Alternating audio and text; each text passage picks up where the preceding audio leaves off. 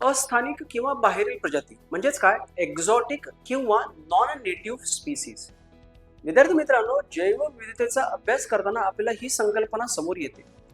जर समजा एखादी प्रजाती त्यांच्या मूळ वस्तीस्थानातून, त्यांच्या मूळ अधिवासातून आपण दुसऱ्या परिसंस्थेमध्ये नेली, युजली हे कोण करतं? मानव. मानवाद्वारे एखादी प्रजाती त्यांच्या मूळ अधिवासाबाहेर इतर परिसंस्थेमध्ये नेली तर त्या प्रजातीला आपण एक्झॉटिक किंवा नॉन नेटिव्ह स्पीसी असं म्हणतो.